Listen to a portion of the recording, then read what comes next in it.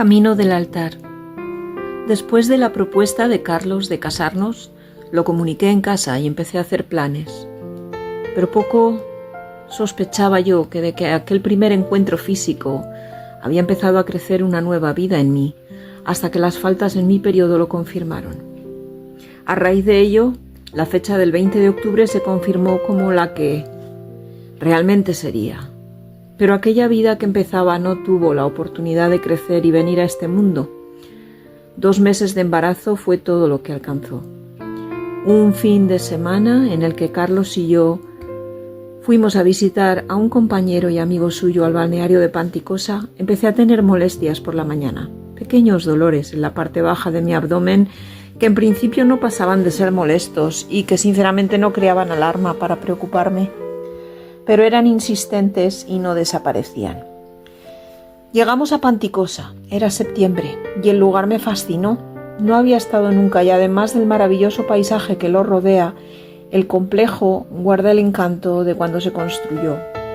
Aunque data de la época romana, su auge se produjo en el siglo XIX, cuando se construyeron los principales edificios y jardines, y guarda el encanto de aquella etapa de la historia intacto entre esas paredes y paseos.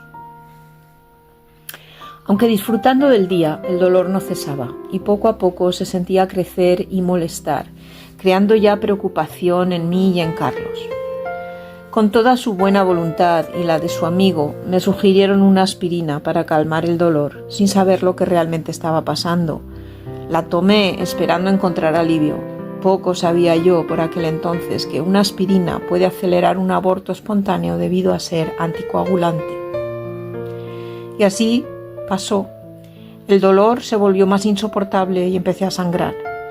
Rápidamente decidimos volver a Zaragoza y acudir al hospital clínico, donde una amiga de Carlos estaba practicando la residencia de ginecología y obstetricia. Me examinaron y concluyeron después de un par de pruebas que había un embarazo, pero el feto se había malogrado. Yo estaba muy asustada. Mi madre sabía lo que ocurría, pero mi padre nunca lo supo. Para él todo fue un desarreglo en mi periodo.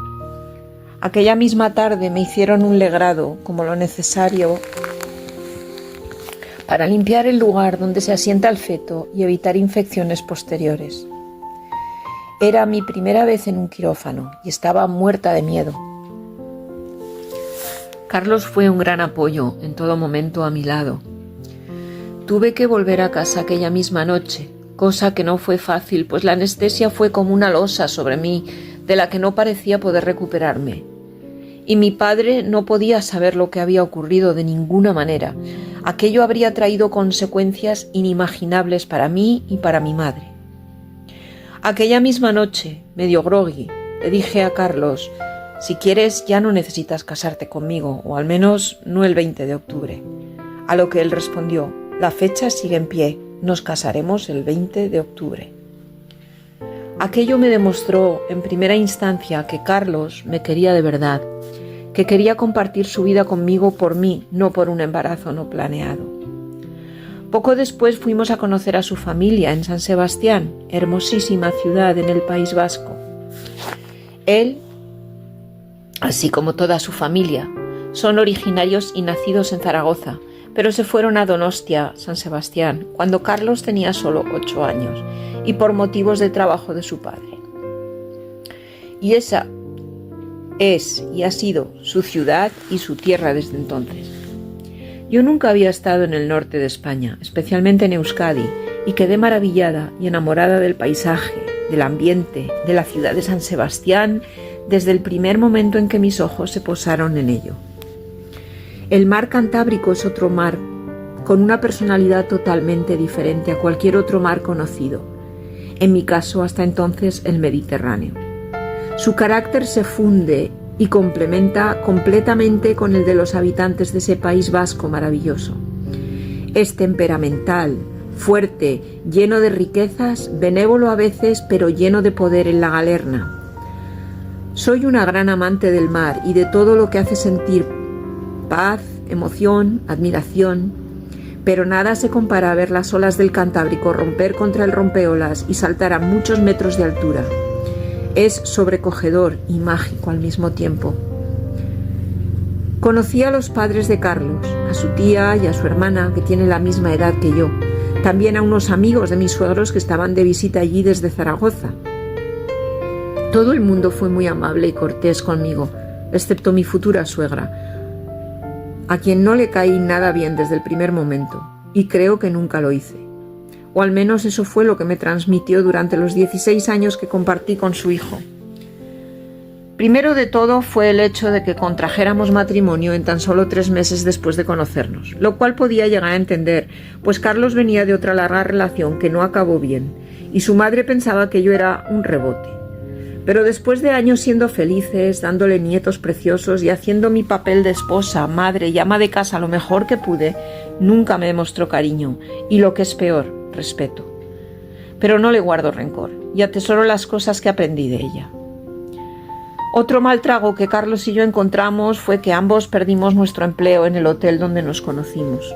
De esta manera llegábamos al matrimonio, como se suele decir, con lo opuesto. Pero no nos asustó la perspectiva y seguimos adelante mano con mano. Su abuela accedió a que viviéramos en su piso donde Carlos residía hasta entonces, hasta que pudiéramos obtener nuestro propio hogar. Así al menos tuvimos el tema de un techo sobre nuestras cabezas resuelto. Al volver a Zaragoza desde San Sebastián, un último y definitivo golpe cayó sobre mí. Después de traer un pescado típico del Cantábrico a casa de mis padres para que lo probaran, gracias a una borrachera de mi padre y a su mal carácter, dijo al comer el pescado que era una porquería, por no usar la palabra real que salió de sus labios. Yo le intenté explicar que tiene un sabor un poco fuerte porque es un pez que se alimenta de mariscos básicamente. Algo que nunca aprendí con mi padre es que no se le podía llevar la contraria, y yo no podía aceptar que si algo era blanco me quisieran convencer de que era negro. Así, delante de mi futuro marido, montó una tremenda escena y me echó de casa para no volver. Tan solo 15 días antes de la boda. Mi madre le dijo que si yo me iba, ella se venía conmigo. Y allí le dejamos, con su botella y su orgullo, que en aquellos momentos era casi lo único que le alimentaba. Gracias a Dios y a mi abuela paterna, que todavía vivía y a quien mi padre también había exiliado de su vida y nuestra casa después de morir mi abuelo, tuvimos un techo en su casa hasta el día de la boda.